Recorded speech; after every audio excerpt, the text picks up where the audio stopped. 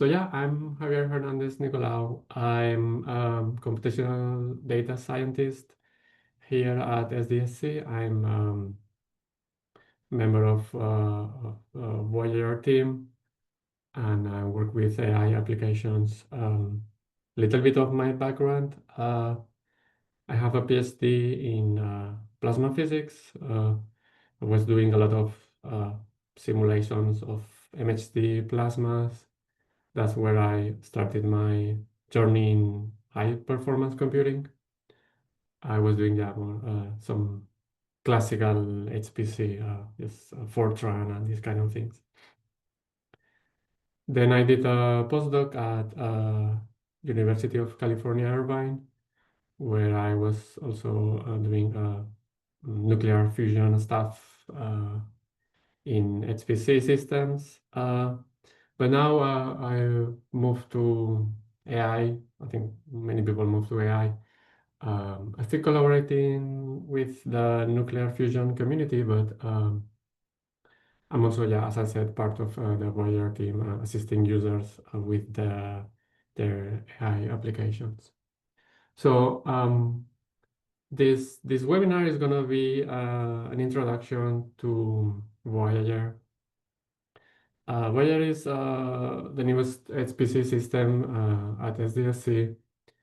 It's specifically designed for AI applications, and I think it can be very useful if you want to use an HPC system to improve or scale your AI model. So yeah, this is going to be an introduction for people who don't know what Voyager is, or yeah, want to improve their AI model using an HPC system. So let's do the. This is going to be the outline of this webinar. First, I'm going to give you an introduction of the actual system, the architecture, and this. Then the second part, second section is going to be about containers and Kubernetes. This is more general, but it's in Voyager. Maybe you are familiar with HPC. In Voyager, we are not using a scheduler like Slurm. We have Kubernetes, and we are running those AI models with containers. So this is going to be also an introduction to containers and Kubernetes. Then I'm going to show you how to run a pod. A pod is the simplest simplest thing you can run on Kubernetes. So I'm going to show you how to run it on Voyager. Then I'm going to take a Pytorch application and port it to Voyager. It's quite easy, but I want to show you how to do that so you can do it yourself with your own model. We're going to talk a bit about MPI, so we can run in multiple accelerators and on multiple nodes in Voyager with MPI. Then this can be very useful. I'm using it myself to Jupyter notebooks. Many people in AI and data science work with the Jupyter notebooks, and you can actually run them on Voyager. So I'm going to show you how to do that. And then the last thing, this is quite interesting. If you are maybe running inference or fine-tuning models from Hugginface, we can do that. In Voyager, you can import those models and fine-tune or run inference in our system. Okay, so that was the outline, and now let's talk about Voyager. So Voyager is it's an HPC system that the idea was we wanted to have here at SDSC a system that was specifically designed for AI, and we were exploring new architectures that can run these AI applications. So in Voyager, we have what is called an Intel Gaudi accelerator. These accelerators are specifically designed for AI. They're optimized for AI, and you can scale this, your model to multiple cards. Just to mention, Voyager is an NSF Category 2 HPC system. That means that it has two phases. There was a test phase, and now we are in production. The test phase was like 3 years where we are working with different researchers, different fields, different kind of model architectures. So we were learning a lot of this new architecture. But now, since June 1st, Voyager it's in production phase, and now we can we open the door to any researcher who is interested in running their model in our system. This is like it's a bit technical, but that's the architecture of this HPC system. So we have 42 training nodes. Each of these nodes has 8 Intel Gaudi cards, and they have all-to-all network. So that can be very useful when you are scaling your application. So these are the first generation Intel Gaudi cards, but we have as well 2 extra Gaudi 2 nodes. This is second generation Gaudi card. They are faster, about 2 times faster. And it's not official, but it looks like we will have more coming up soon. But at least now we have 2, and that's great. Then we have 36 compute nodes with Intel x86 processors. These nodes are for general purpose. If you need to download data processing, these kind of things, you can use these compute nodes and not the training nodes. We have a 400 GB interconnect for communication, and then the storage, we have every Gaudi node has a local NVMe, a bit more than 6 terabytes. This is very fast, so you can take advantage of this. Then we have, let's say, a long-term storage, kind of long-term, where you can store data. It's about 3 terabytes of capacity. And then you can use, we have a home folder with a bit more than 300 terabytes where you can store your config files, model. And all of this is connected to the compute via the 25 GB. On the right, that's a bit more technical, but that's the details of the Voyager HPC system. Let's move to, oops. Okay, let's talk about the Intel Gaudi accelerator. That maybe for some of you that's new. You never heard this before. But if you want to use this kind of new accelerator from the point of view of the end user, you as a researcher, you need very little modification to run your Pytorch model. Pytorch it has been natively integrated to Synapse AI. Synapse AI is the software stack that controls the Intel Gaudi accelerator. And you can run many different AI models, different architectures from computer vision or generative AI, like LLMs or diffusion models. If you have been using NVIDIA GPU before, it's quite easy to migrate to Intel Gaudi. I'm going to show you later how. Basically, the user, yeah, as I said, you don't need too many modifications, but if you really want to, you can modify or write your own kernels. That's for advanced users. I think, I don't know if anyone is doing this in Voyager, but at least you can do that if you want to. Then just mention Synapse AI. That's the, as I said, the driver, what is behind uh, the Intel Gaudi accelerator. It's updated, I think, every few months. Intel is updating this the software stack, and they include more and more features.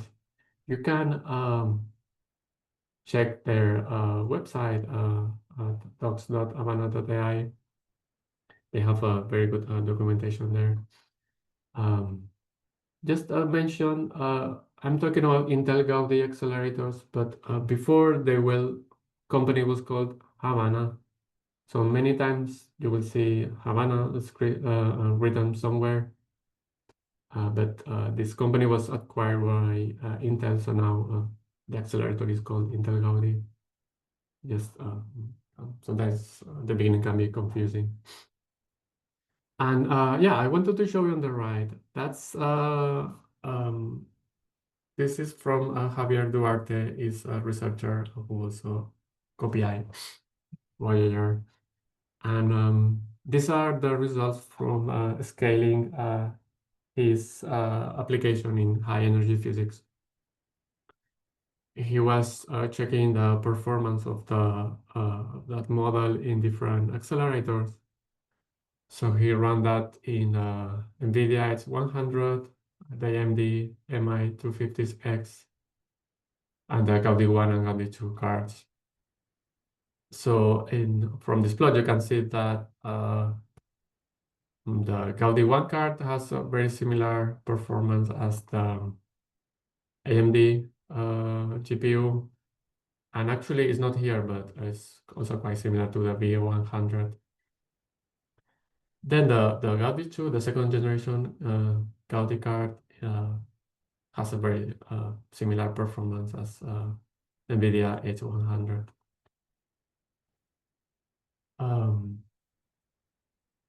Yeah, here I wanted to show you different fields, different architectures that are running on Voyager.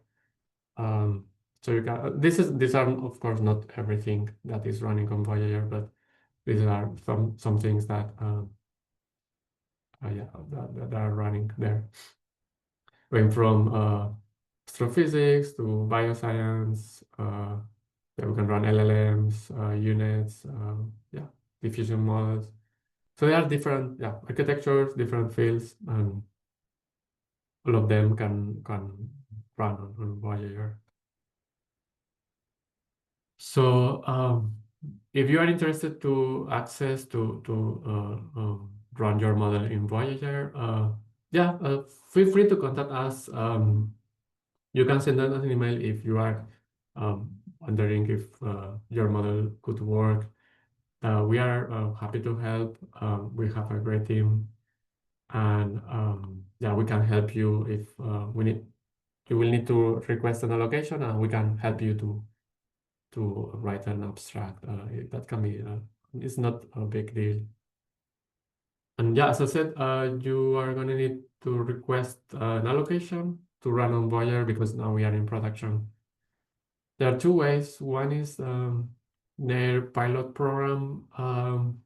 You can do that, but I think from the user, I think it's easier if you go through via access. I think you can get an allocation almost overnight on 1 or 2 business day. I think it's easier. And if, as I said, if you need help, please, you can contact us. So yeah, Voyager, it's a system that can be accessed using SSH. This is the address.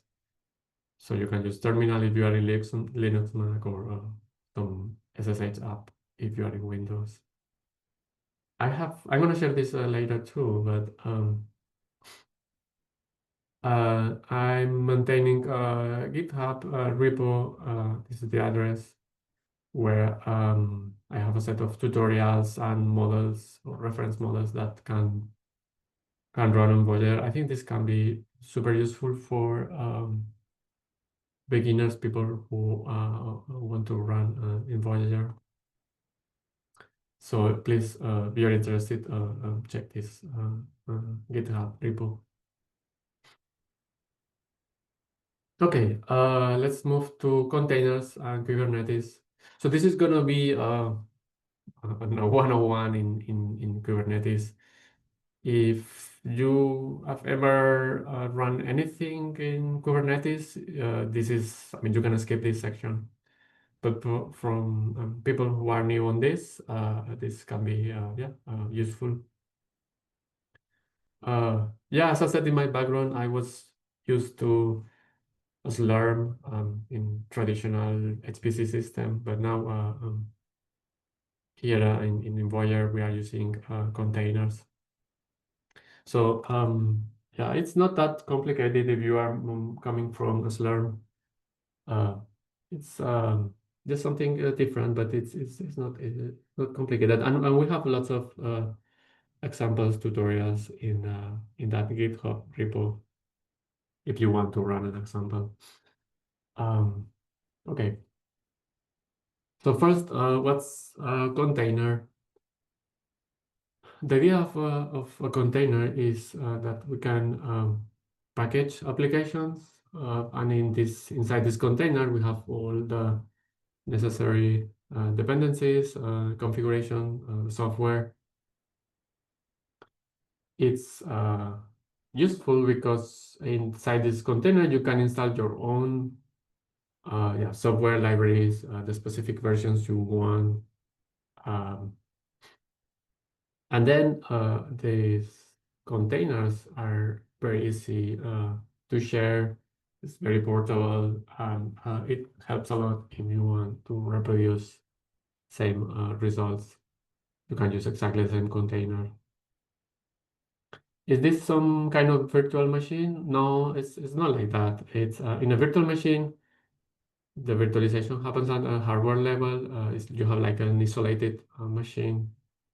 But in containers, it's a virtualization of the OS level is the process that is isolated. And I have a schematic on the right of the idea of containers. So in a container, you can have one or more applications inside the container, and this application can see a file system, and you can have different containers, and then there is a container daemon, Kubernetes or whatever, that manages this the application. Oh, sorry, the containers. And this is built on top of the Linux kernel and hardware. So, okay, what is Kubernetes? As I said, Kubernetes is a way to manage containers, and that's what we do in Voyager. It's called an orchestration system, and yeah, we can manage containers and other things. This more general, what Kubernetes is managing is objects. There are Kubernetes objects that can be described with describe the containerized applications, the software inside, all the resources that you want to use. Like in this case, could be Intel Gaudi cards in the case of Voyager. And these objects are described by a configuration file, usually in JSON or YAML format. And the smallest thing that can, the smallest object that can run in Kubernetes is called a pod. And in a pod, you can include one or more containers. Usually, I mean, I think this, in our case, just one container is enough for what most people are doing. So in that, inside a pod, you have one container. And then in each container, you need to pick an image. That image is, I mean, it includes all the necessary software to run the application. Usually those images are hosted somewhere else. There is a very famous repo called Docker Hub. But if you want to run on Voyager, you're going to need the images from Intel Gaudi. I'm going to show you later how to do that. But you need to use them, these images, because they have the Synapse AI, the software stack built inside the image. So you are going to need to start from that image. Okay. So if you want to manage a pod container in Kubernetes, you can use the kubectl command. You can use this for everything almost in Kubernetes. So this command can be used to create, manage, delete objects in Kubernetes.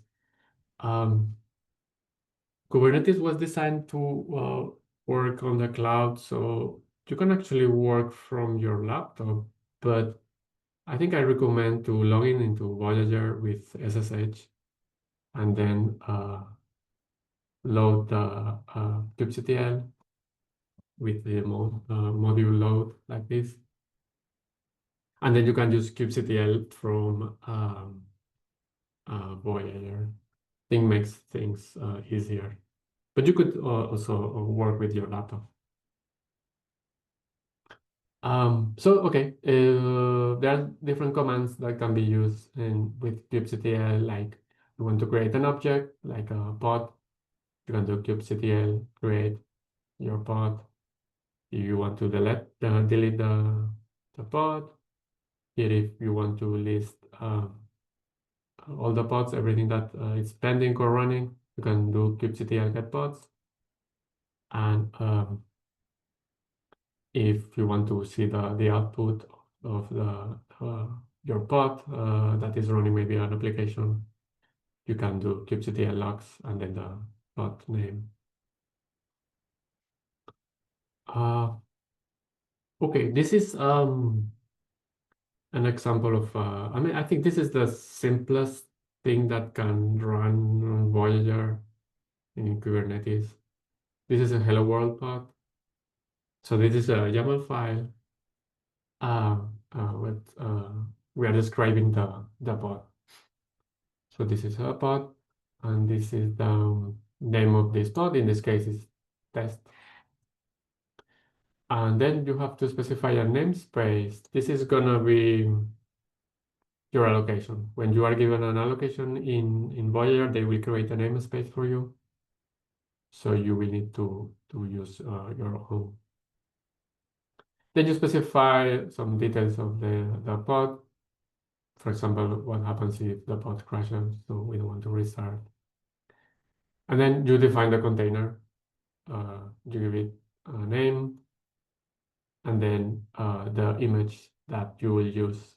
That, I mean, Kubernetes will pull this image from for you. So in this case, this is the one provided by Intel.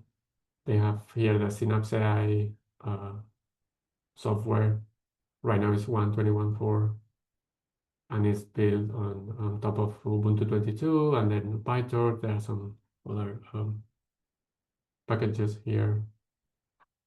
Then you need to specify the resources. In this case, we want to run in one Gaudi card, 12 CPU cores, and 32 gigs of memory. And we are gonna run here a hello world. This is the command that will be executed.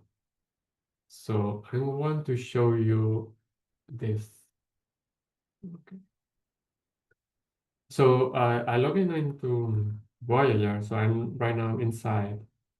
So I want to show you how to run this pod in Hello World. So I have a folder for this webinar. I have some examples. I will run some examples during this webinar. Many of these examples are already in the tutorial GitHub. I mentioned it before, so if you want to check them later, you can just go to that GitHub repo. Okay, so let's what this is the hello world. Open this. This is exactly what I was showing you before in the slides. It's just the hello world, but now I'm using my namespace, some allocation. So let's run this. Equipctl create. Now to specify the file, the config file. So in this case is pod hello YAML. Okay, let's create this pod. It take a couple of seconds. No, already exists. Oh, maybe I was testing something before. So I already created. But let's do it again from scratch.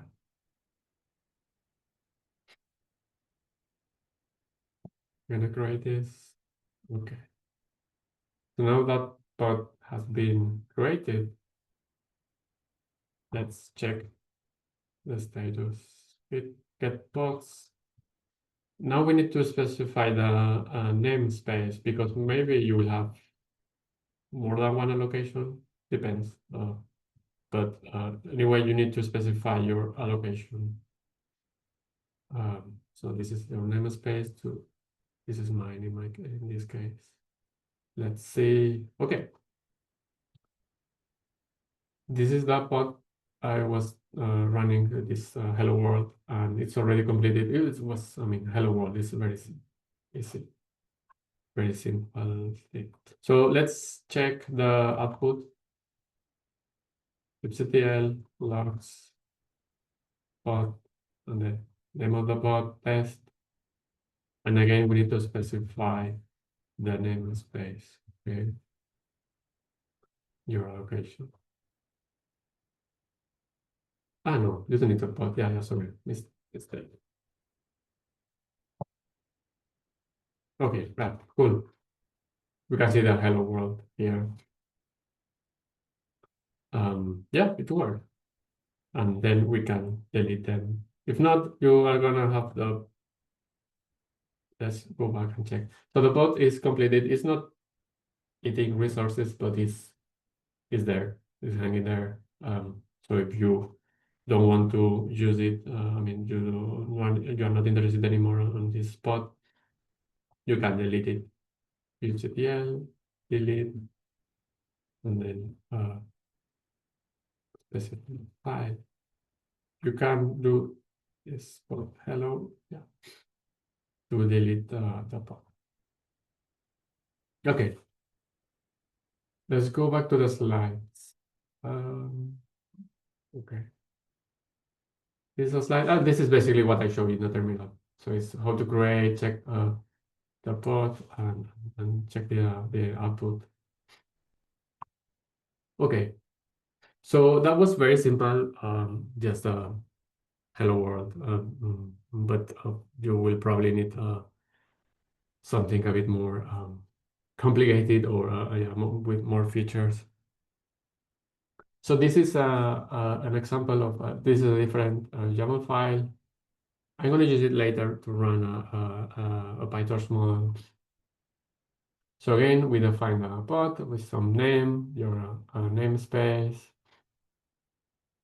Then when you define a specification, what you want in the pod, you can define here different volumes. So these are going to be the folders that your container can access.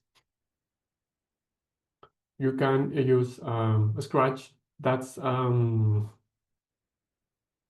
ephemeral storage you can use. This is the NVMe I was mentioning before. Very fast local NVMe storage in each training node. This is, yeah, as I said, super fast, very useful, but ephemeral means that when the pod is done, your data is gone. So if you want to keep that data, you need to move it somewhere else, somewhere in your self. Yeah, this is very fast, but it's not forever. So take this into account. Then in this example, I'm just defining a different folder. I call it this way, but work here, but could be any name. This is gonna be the home folder I'm using for this webinar, but this could be your folder with source code of your model. Then we define the container. Again, it's exactly the same as before. So yeah, we define this container with this image. And then in the container, we need to mount the folders we want to use inside the container. So we mount this way. We specify the name of that folder that we defined before in the previous slide, and we give it a name, for example, Scratch or work there in my case. And some resources, and then at the end, these are the commands that are going to be executed. The first one, HLSMI. This is a quite useful command. I was this is optional. You don't need to, but this will give you some info of the Gaudi card. And if everything is, if there is anything wrong, you will see it here. But this is optional. You don't need that. So okay, in this YAML file, in this spot, we will go to this folder that was in my home. You could install any package with pip or something like that. Anything you need. And then you can run Python and then execute your model, your Python code. I'm gonna use this YAML file for the next example. So I'm gonna run this in a few minutes. Okay. So you have a Pytorch application and you want to run it on Voyager with the Intel Gaudi architecture. That's relatively easy to do. You can port it. Porting sounds like a scary thing, but I think it's quite simple in our case. The guys from Intel Gaudi made things, I think, relatively simple. So this is how you do this. So when you want to run an Intel Gaudi accelerator, first in your Python code, when you are importing Pytorch and other packages, you should import the Gaudi framework. You need to do this at the beginning. Then you probably are doing something similar to this with GPU, but if you want to run on a Gaudi device, it's also called HPU, and you should target this device with Torch device HPU. Then once you have your model defined, you should use Torch compile to wrap your model after setting the model to train and evaluation. This Torch compile will make your model run faster, and you can do that. You can do this with this command here. You do torch compile your model and then specify the backend. In this case, HPU, our Gaudi card. I'm going to show you right now an example of classifier. Let go back to the Voyager terminal. So I'm gonna open this Pytorch code. So go to the beginning. This is a classifier. This is a mini example. Could be anything. Just I took something as an example, some simple model, very simple Pytorch code. So yeah, after importing your Torch, Pytorch, and other packages, you should import the Intel Gaudi framework if you want to run in Voyager. So you do this first, and then I'm gonna skip many parts of this code because this is just simple code. There are some arguments. Here we are defining the network. You don't need to modify anything, just keep it as it is. This is a ResNet kind of network. So yeah, no need to change anything. What you need to change is when you are, for example, you probably have some kind of train function that you call. You set your model to train. So after setting the model to train, you should use torch compile to wrap your model. Yeah, make it faster. This one line, and that's it. Then you need to modify. You don't need to modify anything in the training loop. This is just some easy example. You are going to loop over the training phase. There's some forward pass, backward. Yes, you don't need to modify anything.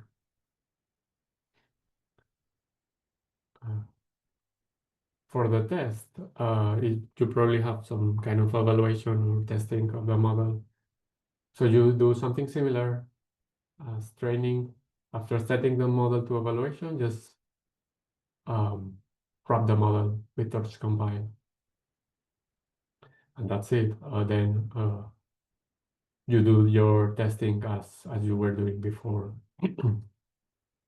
For example, you use moving your data to the device. This is agnostic, so you defining this somewhere else. So yeah, you don't need to change anything. And then just check this is the main part of the code. You can skip this everything. This is some data loading. But here, this is important. So if you are running in GPU, NVIDIA GPU, you probably have something like this. Torch device, and then you specify the CUDA. But now, if you want to run in a different accelerator, Intel Gaudi card, you need to set the device to HPU. This is important.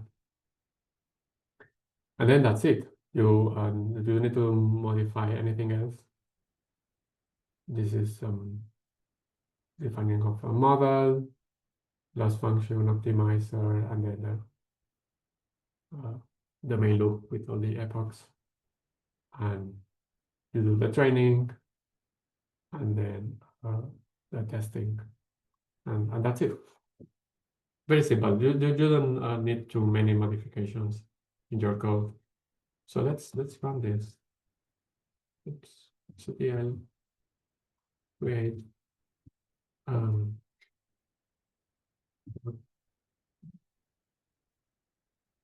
gonna launch this pod. Okay. I want to show you first that a YAML file. That was the one I was talking before in the previous slides, where we were mounting the scratch and some working folder. So let's see, that's the example. And yeah, as I said before, we go to this folder and then execute that Python code. So let's see. I'm gonna do kubectl. Let's see if this is running. So we need to specify, to define the namespace. Okay, it's running. Let's check the output. kubectl logs means, and then the namespace of it.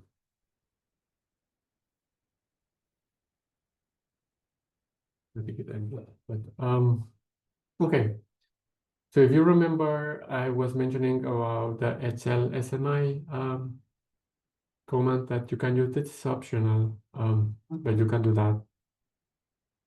And this displays this info. So you here can see the Synapse version you are using, the driver that it's in the actual hardware. This is a bit more technical, but maybe can be useful. And if there is something wrong, you will get an error here.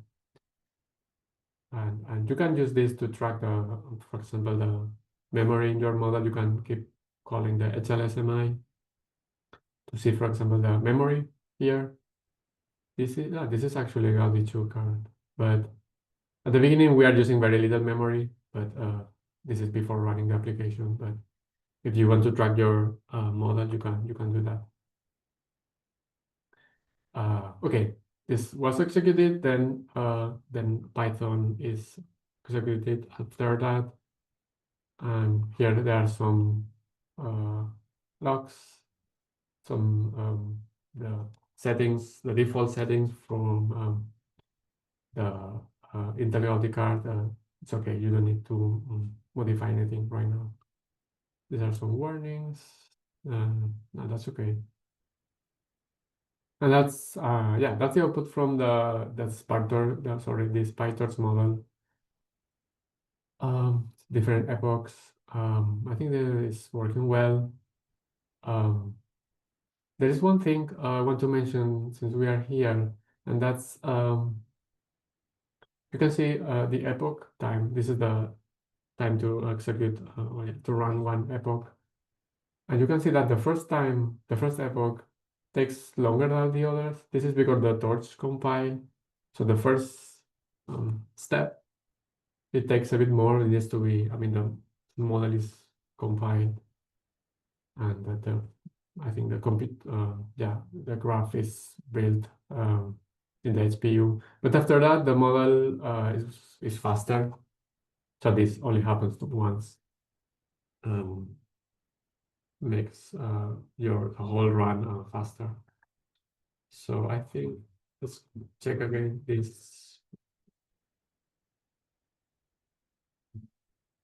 So yeah, it's completed. So I'm gonna go and then this import, or we can do two things. We can specify the file, the YAML file, like plot means like this, or you can also do delete plot, the name of the plot, and then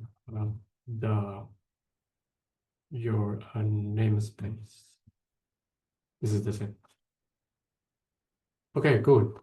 So we have run our first Pytorch application in Voyager. It's not complicated. And yeah, I have this example more in that repo, the GitHub repo with the tutorials. So maybe I want to mention this. so right now the default mode in with Intel Gaudi accelerators is called eager mode, but that mode is the mode that is using Torch compile.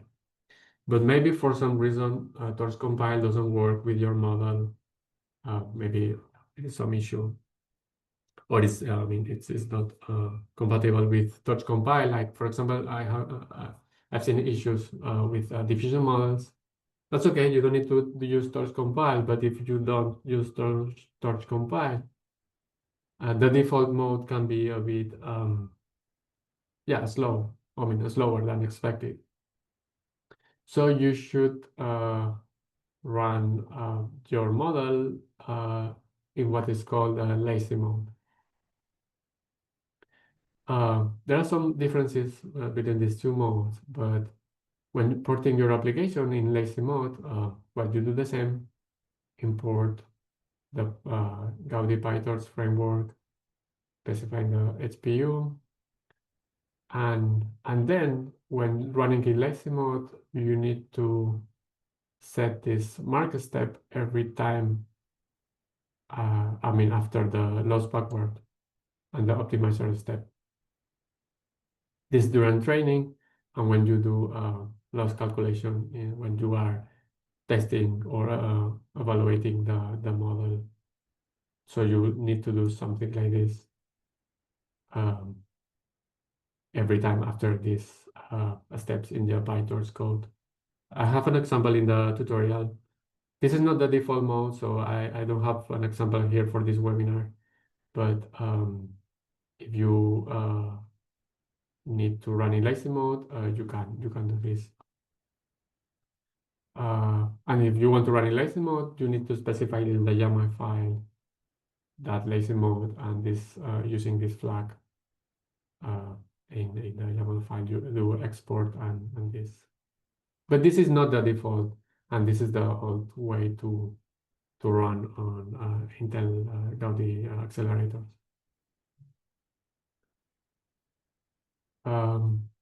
I was showing you before a simple Pytorch code, but maybe you have more fancy AI model, maybe something might be more complicated. So if you have CUDA API calls, you can import the GPU migration toolkit. Importing this library, this is some toolkit that Intel is providing. This makes porting to Intel Gaudi architecture very easy. This is super easy to use, and it's something when you are starting in something important when you are starting in the Intel Gaudi accelerators. If you are using DeepSpeed, there is a fork version for the Gaudi card, and if you use DDP, distributed data parallelism with Pytorch, and NVIDIA NCCL, there is an equivalent Intel Gaudi HCCL. So even if with more complicated models, they can run in Voyager. But if you are having any issue, yeah, please contact us. We will help you, as me or anyone from our team. Okay, that was for a single card run. But if you want to scale your model, you can do that as well in Voyager. You can use multiple cards or even multiple nodes. So and you can do that with MPI. If you are using less than 8 cards, I recommend just using Kubernetes pod as you were before. Just with the MPI run, you define, you request more cards, but you are using a pod object. That's I think it's the easiest way to do that. But if you want to run multiple nodes, so that means 16 cards or more, then you are gonna use an MPI job. I have an example in tutorials. I didn't want to show it here because this maybe is a bit too advanced, but just to let you know that there is a way to run in 16 or more cards.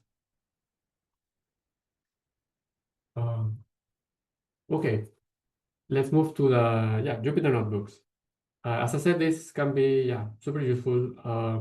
I'm using it myself and many people in AI. So you can run those notebooks as well on Voyager, and it's kind of simple. You need to follow these instructions. So first, what you need to do is launch a pod and install Jupyter, for example, with pip, and then execute Jupyter.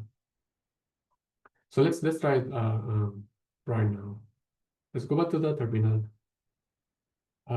So I have a pod with this Jupyter.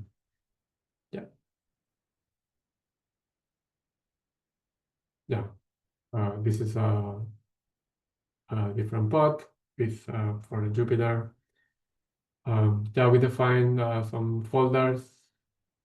This I'm going to use this pod for an example later with Hugginface model. So I'm defining an extra folder where I'm storing some data set.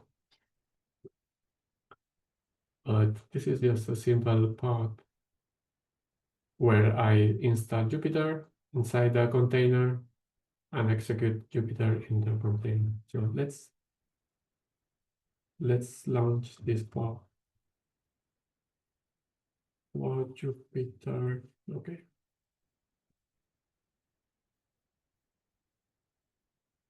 Wait a second. All right. Let's check, see if it's running. GTL, right, get pods. Then my name is space. Okay. This is running. So now let's go and check the output of this pod.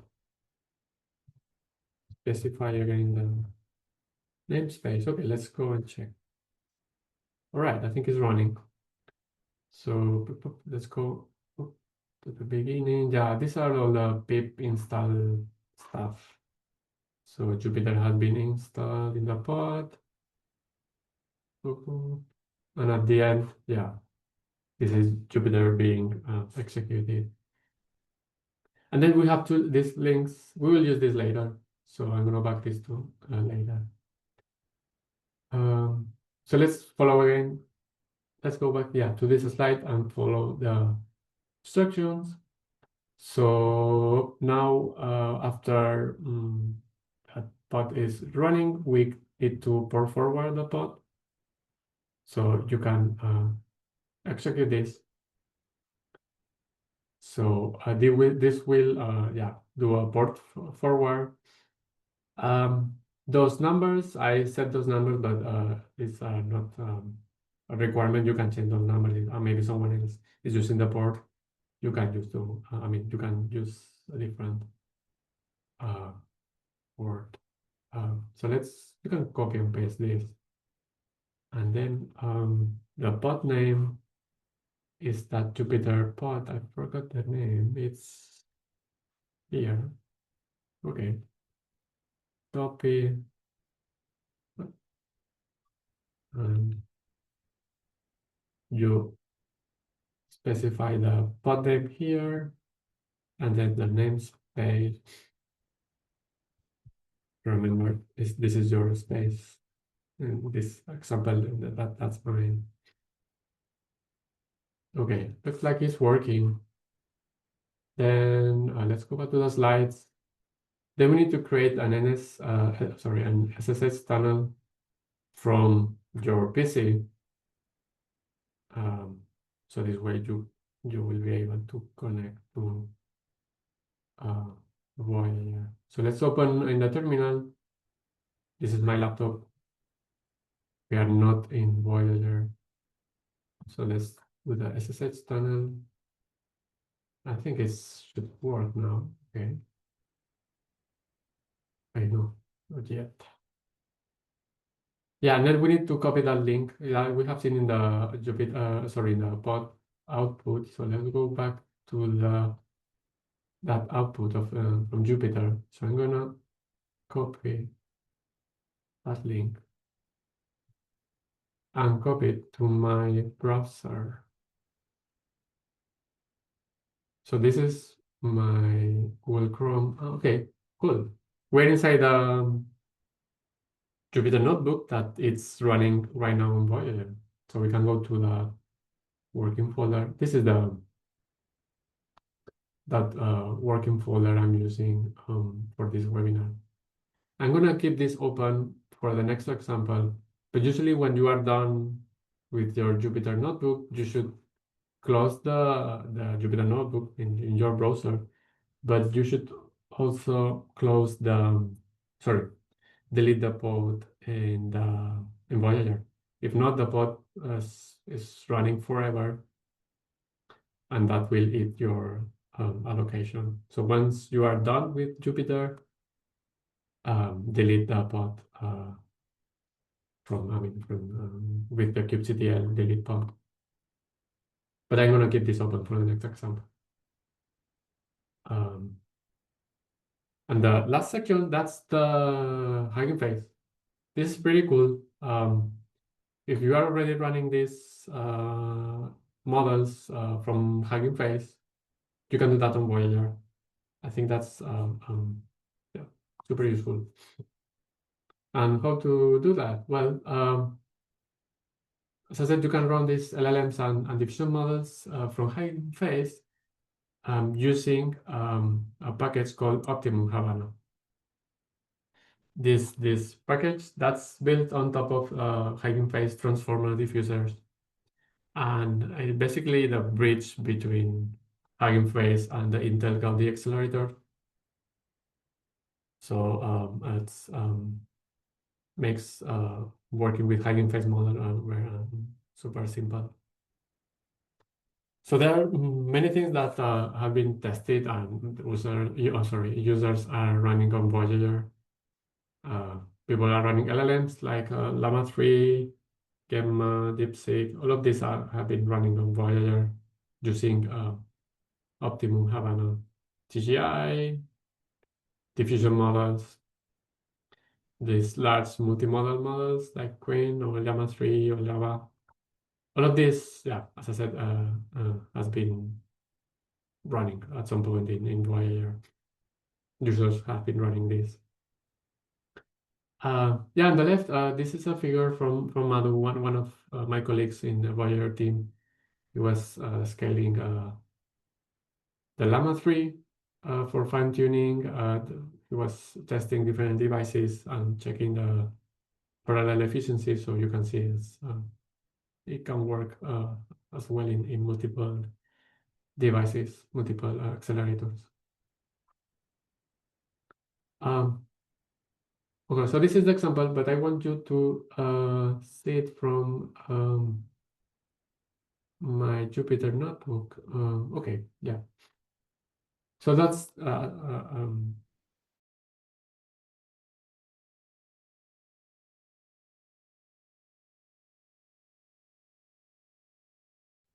yeah, this is the notebook I wanted to. Okay, yeah, this is the example I wanted to show you. So this is running. Let me start. Raise start. Yeah, this is running in on Voyager. This is an example. You can find this in my repo. In this case, we are running Stable Diffusion 1.5 in this example. Could be any model, just an example. So first, we do a quick check. This is optional, but I think it's, yeah, just to check that everything is working fine. And HLSMI, this is the info of the card. Then we need to install the Optimum-Habana package to work with these Hugginface models. This will install the Hugginface transformers and all of this. So you only need to install this. And this works with the last Synapse AI version that we have on Voyager. Maybe in the future, we will update the system, and but we will update as well the tutorial with the right version. So we installed that Optimum-Habana package. We can load that package, and in this case, we are interested in diffusion. So we import those objects, the scheduler and the pipeline. Then you log the model. In this case, I mean, I've done this before because you need to download the data from Hugginface and store it in Ceph in Voyager. I didn't have time in this webinar to do that, so I already did it. But yeah, you just load the data from somewhere in Voyager. To specify here that folder. Then we call the scheduler, where you define the model. This is for diffusion. Then create the pipeline. This is a very high-level pipeline where you basically, well, this is from a Hugginface, but you define the model, the scheduler.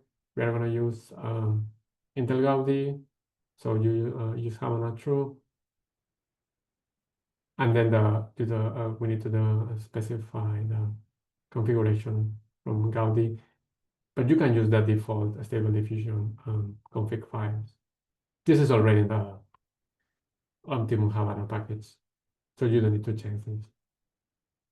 So we execute this pipeline. There are some output. These are not errors, just the default values in this pipeline in the Gaudi card. And then we can run inference. So we can execute this pipeline. In this case, this is the prompt, something silly, or a panda eating a taco, could be anything. And then in this case, I want 8 images per prompt, and the batch size is this is for performance. Could be any value. And then this is that pipeline executed. This is one of the images. This is a panda eating a taco, and here's another panda there. Yeah, very hungry. It's noon here. It's lunchtime in San Diego. Okay, that's it. That's what I wanted to say about Hugginface. Let's go back to the slides. Okay, this is a list of links. I showed this before during this webinar, but maybe you want to have it here. Maybe it's more handy. A list of all the links with documentation, how to use Pytorch in the Intel Gaudi card, some tutorials we are supporting. You can set this for tutorials on how to run on Voyager. Some of the things I showed you here before. And then Optimum-Habana, this is the GitHub repo from Optimum-Habana Hugginface. It's super useful. They have lots of examples, lots of models that can run. I was showing a diffusion example, but people are using LLMs as well, and for fine tuning and more sophisticated things. I think I'm a bit out of time. So that was the summary, but I think I will stop here and let people ask questions.